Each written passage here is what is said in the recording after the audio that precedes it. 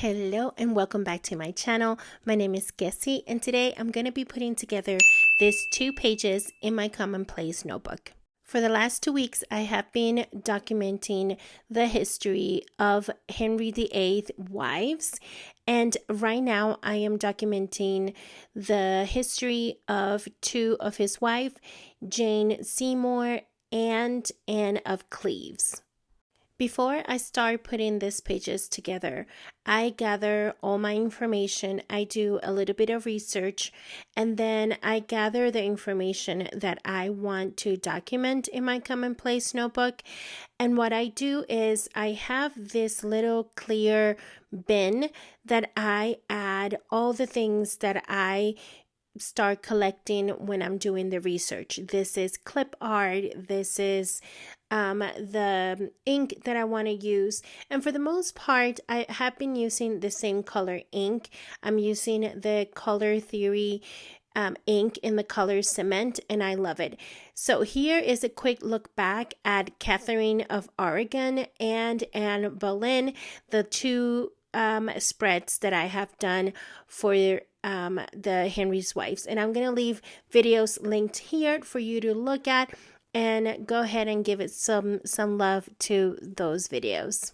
Okay, so the process of putting all of these pages together is a little complicated. Not complicated, but I'm extra, guys. Like, I love to do my research. I love to be organized, and that's what I'm doing here. I put little bundles of the history of each of the women that I'm going to be doing the documenting of. So I gather the information for Jane Seymour, for example, and then I put it into clear sticker paper and then I print it.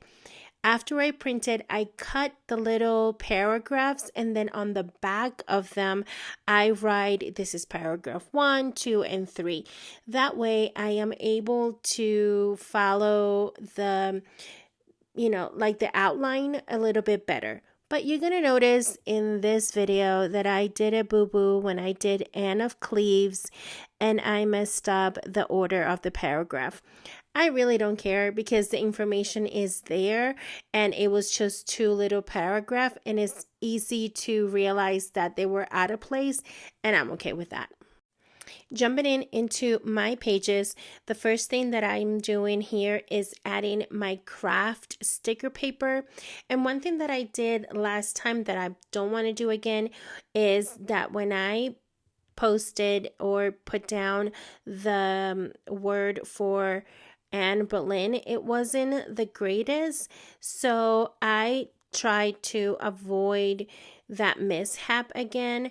So what I'm doing is I'm using is acrylic block underneath my cover. That way my pages can lay flat. This notebook kind of sort of can lay flat, but because it's so bulky right now with all the stickers that I put, it does not. So I'm trying to give it a little bit of help with that little block. Right now, I'm going to use my beautiful, amazing stamp set for the alphas to write the name Jane Seymour. I have used a stamp set for Catherine of Aragon and for Anne Boleyn, and I'm going to continue using the same stamp set for the other ones. This way, I have a cohesive look between the pages, which is something that I look forward and I do. So now that I have stamped a name for Jane Seymour, I'm going to put it down. And this is where the playing around with the placements come. I love to just get all my stickers, everything that I have printed out for both pages, and just put it on my pages to see how it looks. That way I'm able to have a better idea of what I want those pages to look like. Once I have all of that set up, it's time to put things down. But before I do, I'm going to add the name Anne of Cleves, which is wife number 4, to the page, so then I can go ahead and put all my stickers down. And by the way, a list of the things that I'm using, I'm going to leave a link down below in case you find some inspiration in these pages and you want to do your own little commonplace notebook.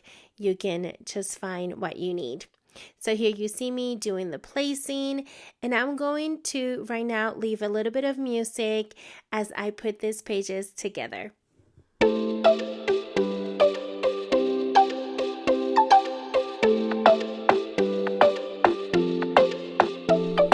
The minute that I saw you, I was gone.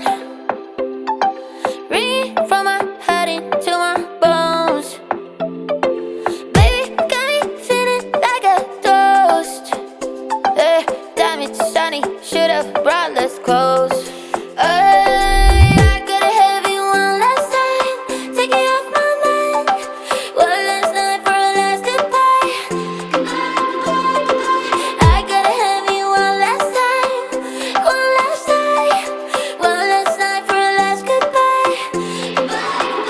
Man, I feel so damn weak when you text me, you got needs, only I can satisfy. And I don't wanna be at your fingertips so weak, but I sold my heart, so guess it's on me. Be there in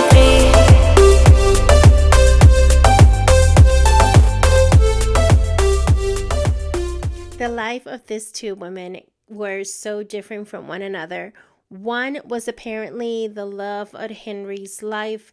She gave him a boy, which was the one thing that Henry desired the most.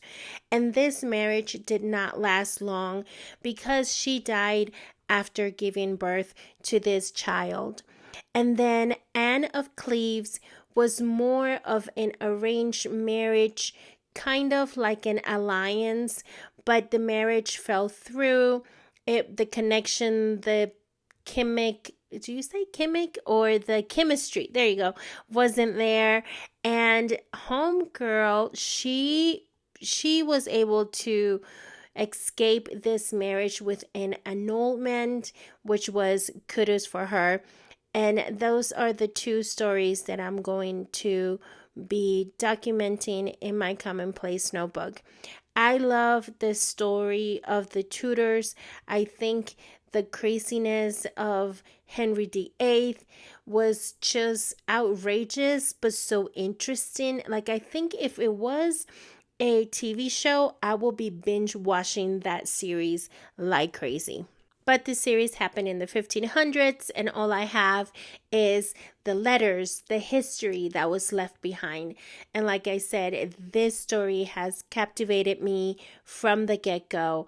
I think that in my mind, the need to have a boy drove Henry into this spiral events that led to the transformation of the church in England, and how all the repercussions of this one man, the acts of this one man, has impacted even till today. And I'm just blown away by that, and all the lives that were lost and damaged because of this man's desire to have a male heir. And at the end, he ended up having 2 daughters who were Queen of England, and it was like, dude, you could have avoided all this. But I guess this is how history goes, and this is why I love to read about it, document it, and continue to learning from there, because there's so much for us to learn and know about. Okay, so I have all the things down. One thing that I did miss was adding the Anne of Cleves coat of arms from when she was Queen of England. I'm going to try to print it and then add it at the end. But here you see me adding a little bit of the embellishments to the stamps using my favorite stamps, which is the dotted one, and a few stamps that are floral. I just like the look of the floral and the dots and this cement color from Color Theory. I just love the way everything comes together. After I'm done stamping, and then I'm going to go in with my Sharpie pen and I'm going to do a stitching kind of look in the border of my pages, and I'm gonna call it good. These are my pages. I hope that you have found some inspiration. If you have, make sure that you give it thumbs up, you hit the follow and subscribe. Let's be friends. Let's learn together and create something new. You can do it. It is never too late to create something new. So you start today. I'll see you on the next one. Thank you much for watching. I'll see you. Bye.